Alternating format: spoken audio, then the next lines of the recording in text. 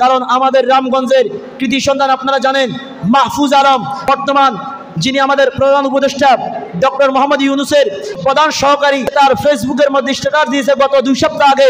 আমি ওনাকে ধন্যবাদ জানাই, আমাদের গৌসুল আজম মসজিদের পক্ষ থেকে ধন্যবাদ জানাই, গাউসিয়া কমিটি রামগঞ্জ উপজেলা শাখার পক্ষ থেকে ধন্যবাদ জানাই, ছাত্র সেনা রামগঞ্জ উপজেলা শাখার পক্ষ থেকে আমি ওনাকে ধন্যবাদ জানাই।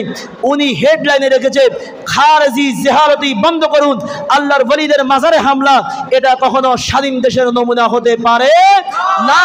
কারণ আপনি আজকে আল্লাহর ওলির মাজার ভাঙতেছেন, আল্লাহর ওলির মাজারকে আপনি উচ্ছেদ করতে চাচ্ছেন।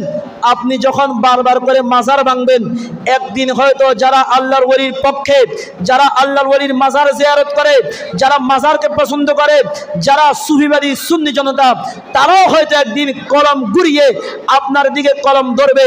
তখন দেশের মধ্যে একটি গৃহযুদ্ধ সৃষ্টি হয়ে যাবে, নিজের লোকের মধ্যে মুসলমানে দাঙ্গা হাঙ্গামা সৃষ্টি হয়ে যাবে। আর এই সুযোগে ওই কাফের মুশরিকরা এই দেশটাকে দখল করে নেবে। আপনি ভাঙবেন মাজার, তারা ভাঙবে আপনার প্রতিষ্ঠান।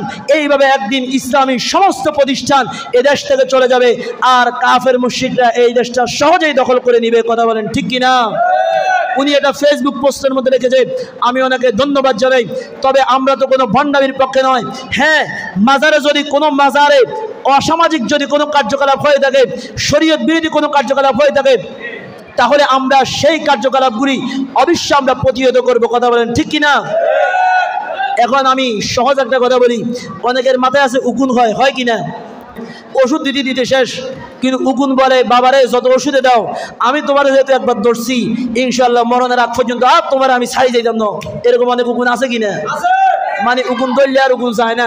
উকুন করে তোমার যত ধরছি ভালো করে ধরছি বাবা, যত ওষুধ দেওয়া যা কিছু করো, যত ডাক্তার কবিরাজ দেখাও, কোনো লাভ হবে না। তোমাকে আমি ধরছি ভালো মতোই, তোমাকে ছাড়ি আমি যাব না।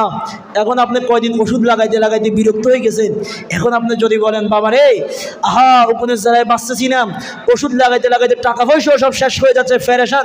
আচ্ছা, এত ফেরেশানির থেকে একবারে মাথার চামড়াটা সব উঠে ফালাই দিই, তাহলে আর মাথার চামড়াও নেই, চুলও নাই, উকুন আসারও কোনো কি নেই, সম্ভাবনা নাই। এটা কি কখনো ভালো মানুষের কথা হবে? এটা আল্লাহর ওলিদের মাজার।